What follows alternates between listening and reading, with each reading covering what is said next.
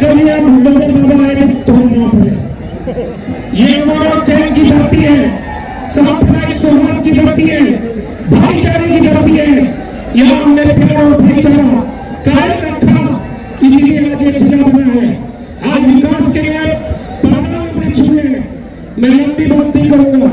अब मैं सचिन पायलट साहब को आमंत्रित करता हूँ।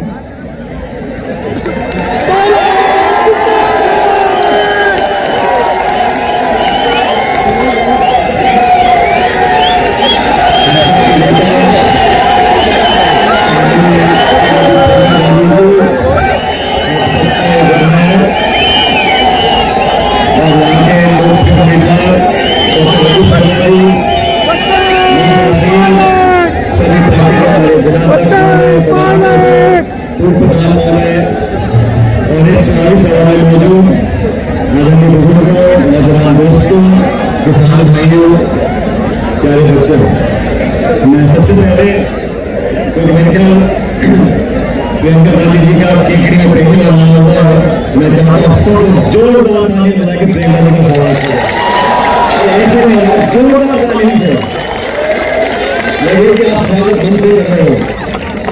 प्रियंका जी का बहुत बहुत स्वागत है। अब तो ये केकड़ी जिला बन गया है और ताकत आप लोगों को मिल गई है। और इस चुनावी सफर में हम सब आपके बीच में अपनी पार्टी के लिए और रघु जी के लिए वोट मांगने के लिए आए हैं। दोस्तों, आप सब लोग अच्छी तरह जानते हो, राजस्थान में 25 तारीख को वोट पड़ेंगे और 25 तारीख को आपको निर्णय करना पड़ेगा अपने 5 साल का भविष्य, हमारे प्रदेश की दिशा और दशा आपको तय करनी है। हमारे नौजवान, हमारे किसान किस हालात का 5 साल आगे है, उसका निर्णय आपको करना है। ये चुनाव बहुत महत्वपूर्ण इसलिए भी है साथियों कि हमने 10 साल में केंद्र की भाजपा की सरकार को देख लिया और आप लोग भी कोई कसर नहीं छोड़ते। जब देश को छप्पर फाड़ के देते हो, 2-2 बार आपने भाजपा की पूर्ण बहुमत की सरकार दिल्ली में बनाई। अब 10 साल से वो सरकार दिल्ली में है, इन्होंने कोई कसर नहीं छोड़ी। किसान, नौजवान, महिला, ऐसा नीति निर्माण उन्होंने किया है। हर व्यक्ति, मध्यम वर्ग का व्यक्ति, किसान वर्ग आज परेशान है, दुखी है, पीड़ित है, चिंतित है। इनकी रिपोर्ट हमारे सामने है। लेकिन जैसा वो रोज बता रहे थे, जब चुनाव का समय आता है तो यहाँ पे बड़े बड़े नेता आते हैं और लगातार राजस्थान के बाहर के आके यहाँ पे अभी योगी जी आए थे, उनसे पूछो गैस का सिलेंडर 1100 रुपए का क्यों बिक रहा है? सब्जी, फल, फूल, टमाटर, तेल, चाय पत्ती, तेल सब महंगा क्यों है? तो बोलते हैं हिंदुस्तान पाकिस्तान। हम बोलते हैं फौज ने भर्ती खत्म कर दी। हम कहते हैं फौज की भर्ती खत्म कर अग्निवीर चालू कर दी। नौजवानों के भविष्य खिलवाड़ कर रहे हो। हमारा नौजवान लड़का भर्ती होगा 19-20 साल का, 4 साल की नौकरी और फिर छुट्टी। हम पूछते हैं किसानों के खिलाफ आपने 3 काले कानून क्यों बनाए? तो जवाब आता है मंदिर और मस्जिद। इन सब लोगों को मजहब, धर्म, मंदिर, मस्जिद, हिंदू, मुसलमान, इसके अलावा चौथी बात तो आती नहीं। हमारी पार्टी आप जानते हो, केकड़ी में, राजस्थान में नरेगा के काम चलते हैं, कहीं कम कहीं ज्यादा। इन नरेगा का काम किसने बनाया? ये कांग्रेस सरकार ने बनाया, सोनिया जी ने बनाया, मनमोहन सिंह जी ने बनाया। रोजगार का अधिकार दिया, शिक्षा का अधिकार दिया, खाद्य सुरक्षा का अधिकार दिया, सूचना का अधिकार दिया, आदिवासियों को संरक्षण दिया। राजीव गांधी जी ने महिलाओं को, ओबीसी को, एससी एसटी को आरक्षण दिया ग्राम पंचायत के अंदर। ये कानून हमारी सरकार ने बनाए और भाजपा ने कानून बनाए। 3 काले कानून किसान के खिलाफ, नोटबंदी, जीएसटी और अमीर गरीब की खाई को लगातार बढ़ाते जा रहे हैं। देश की संपूर्ण संपत्ति, हवाई अड्डे, रेलवे लाइन, खान के गोदाम, बिजली घर औने पौने दाम में 2-5 लोगों को दे रहे हैं। आप सबको सचेत होना पड़ेगा। ये चुनाव राजस्थान का बहुत महत्वपूर्ण है और राजस्थान में हम लोगों ने जो काम किया आपके सामने और रघु जी ने जो काम किया आपके सामने, और मैं दावे से कह सकता हूं, मैं इस केकड़ी को जानता हूं, यहाँ जो विकास हुआ है पिछले 5 साल में, मैंने कहा पिछले 70 सालों का विकास कभी नहीं हुआ होगा। और ये बात मैंने रोड भी कहते हैं। और अब आप सब जो पुराने लोग हो, आप सब लोगों को अच्छी तरह जानते हो। रघु जी भी पुराने कबड्डी कुश्ती वाले खिलाड़ी हैं, तो मैं जो हूँ यूथ कांग्रेस, फिर कहाँ चुनाव लड़े, क्या रहा, सब इतिहास जानते हो। फिर केकड़ी के लोगों ने आशीर्वाद दिया, आपने विधायक बनाया। और मैं आपको बताना चाहता हूँ एक बात, प्रियंका जी 2016-17 में यहाँ बाई इलेक्शन हुआ, उपचुनाव हुआ लोकसभा का, मैं प्रदेश कांग्रेस कमेटी का अध्यक्ष था और मैंने रघु जी को कहा, हम सबका नेताओं का मन था, रघु जी आप चुनाव लड़ो बाई इलेक्शन। असली बात तो ये कि रघु जी ने कहा पश्चिम में लड़ूंगा, तुम्हें सरकार है, तो ये आगे उनसे थे। मैंने कहा रघु जी आप चुनाव लड़ो, हम सब साथ रहेंगे, चुनाव जिताएंगे। उस समय पूर्ण बहुमत के साथ 163 विधायक वसुंधरा जी के थे बीजेपी के, 163, 25 के 25 सांसद बीजेपी के थे, केंद्र सरकार, प्रदेश में सरकार। तो रघु जी तो समझदार आदमी, उन्होंने कहा कौन बंगाल लेगा लोकसभा चुनाव लड़ने का इलेक्शन। लेकिन मैंने कहा कार्यकर्ता सब चाहते कि आप चुनाव लड़े, और वो दिन मुझे याद है, रघु जी ने आए थे नामांकन भरने के लिए, और उस दिन रघु जी को कहा था, मैंने कहा यहाँ का कांग्रेस का कार्यकर्ता चट्टान की तरह खड़ा रहेगा और हम 5 सीटों पर जीते और रघु सिंह के सांसद बन गए। और उसके बाद तो पीछे देखने का मौका ही नहीं मिला, सांसद बने, मंत्री बने, गुजरात के प्रभारी बने, लेकिन सबसे पहले ये आपके सेवक हैं और रहेंगे।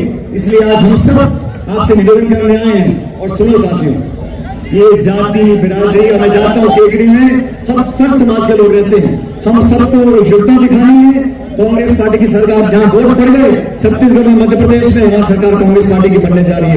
और राजस्थान में भी 25 तारीख को मतदान होगा, ये हाथ का निशान हमारी पार्टी की पहचान है। आप लोग बटन दबाकर जिताओ और रघु जी पहले से ज्यादा आपकी सेवा करेंगे, इस बात का मैं आपको आश्वासन देता हूँ केकड़ी के लोगों को। हम सब प्रियंका जी को सुनना चाहते हैं, लेकिन मैं आपसे इतना आग्रह करूंगा, मैं भी चुनाव लड़ रहा हूं टॉप से, और जब 25 तारीख को मतदान होगा, मैं मेरे विधानसभा क्षेत्र में होगा, आप सब लोग वोट डाल रहे होंगे, और जब बटन दबाते हैं मशीन में तो आवाज करता है ना, वो क्या टी करके बोलती है मशीन, बोलते कि नहीं बोलती?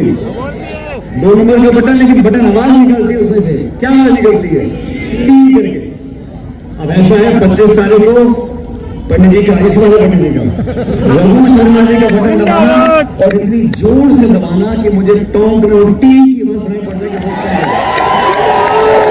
मैं आपसे अपने निवेदन करते हुए कि कांग्रेस पार्टी को जिताना, और सुनो ये जीत मोटी करनी है, अच्छी खासी जीत होगी, हम सबको ताकत मिलेगी और हम मिलकर आपके क्षेत्र का विकास करेंगे, सरकार बनाएंगे। मैं एक बार पुनः प्रियंका जी का यहाँ पे स्वागत करता हूँ और धन्यवाद देता हूँ कि वो समय निकालकर आपके बीच में आई है। और तमाम जनता जो बैठी है, आपको मैं हमेशा कायल रहूंगा, परमपिता परमेश्वर से कामना करता हूँ आप लोग फलो फूलो हंसो, जैसे आज मुस्कुरा रहे हो ऐसे मुस्कुराते रहो, भगवान आपकी झोली में खुशियां करे। बहुत बहुत धन्यवाद। राम राम सर।